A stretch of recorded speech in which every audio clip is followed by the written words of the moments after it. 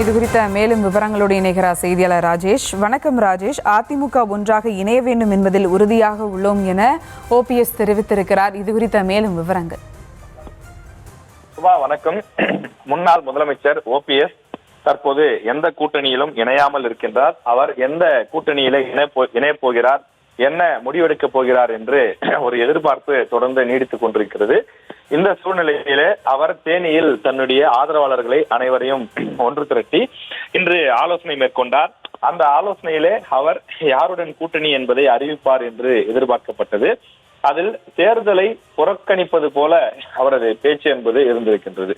சட்டமன்ற தேர்தலில் போட்டியிடுவது தொடர்பாக இன்னும் முடிவெடுக்கவில்லை என்று OPS தெரிவித்திருக்கிறார்.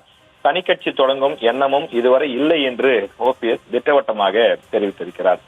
தேனியில் ஆதரவாளர்களுடன் ஆலோசனை நடத்திய பின்னர் OPS இந்த கருத்துக்களை தெரிவித்திருக்கிறார். நட்பின் அடையாளமாகவே அதிமுக கூட்டணியில் இணைய TTV அழைப்பு விடுத்துள்ளார் என்றும் அவர் தன்னுடைய அந்த கருத்துக்களை தெரிவித்திருக்கிறார். அதிமுக ஒன்றாக இணைய வேண்டும் என்பதில் உறுதியாக இருக்கிறோம் என்றும் OPS குறிப்பிட்டிருக்கிறார். இரண்டாவது தர்ம யுத்தத்திற்கு மனோஜ் பாண்டியனும் வைத்தியலிங்கமும் மட்டுமே காரணம் என்றும் OPS தெரிவித்தார். பாஜக கூட்டணியில் யாராவது பேசினார்களா என்பது பரம ரகசியம் என்றும் அவர் குறிப்பிட்டிருக்கிறார்.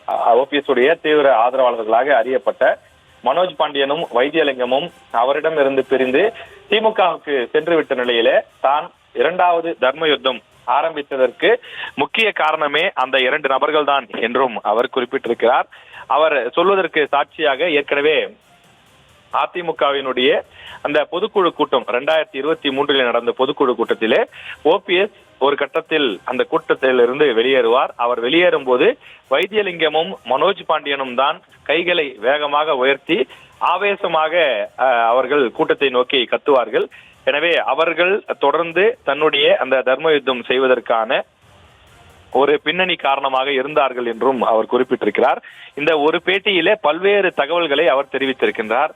அதாவது வரக்கூடிய சட்டமன்ற தேர்தலில் போட்டியிடக்கூடிய முடிவை தான் இன்னும் எடுக்கவில்லை, ஒருவேளை தேர்தலை புறக்கணிப்பதற்கான வாய்ப்பு இருக்கிறது என்பதுதான் நாம் இந்த பேட்டியின் மூலமாக புரிந்து கொள்ள முடிகிறது. அதே போல அவர் வேறு கட்சியில் திமுகவிலோ அல்லது பாஜகவிலோ அவர் இணைவதற்கான வாய்ப்பு இல்லை.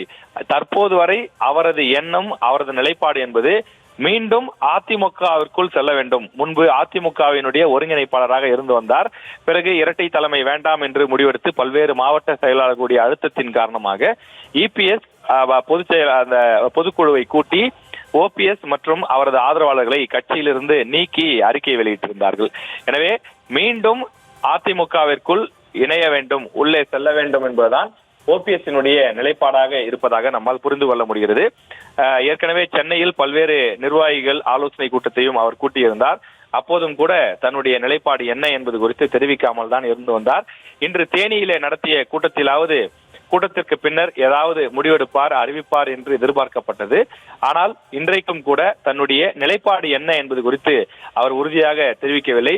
ஒருவேளை NDA கூட்டணிக்கு செல்வீர்களா, உங்களை TTV தினகரன் அழைப்பு விடுத்திருக்கிறாரே என்ற கேள்விக்கும் கூட அவர் ஒரு பழக்க தோஷத்தின் அடிப்படையில, ஒரு நட்பு அடிப்படையிலே தான் அவர் தன்னை அழைத்திருப்பதாக குறிப்பிட்டிருக்கிறார். எனவே அந்த கூட்டணிக்கும் அவர் இப்போதைய சூழ்நிலையில் செல்வதற்கான வாய்ப்பு இல்லை என்பதைத்தான் அவரது பேச்சின் மூலமாக, கருத்துக்கள் மூலமாக நம்மால் தெரிந்து கொள்ள முடிகிறது.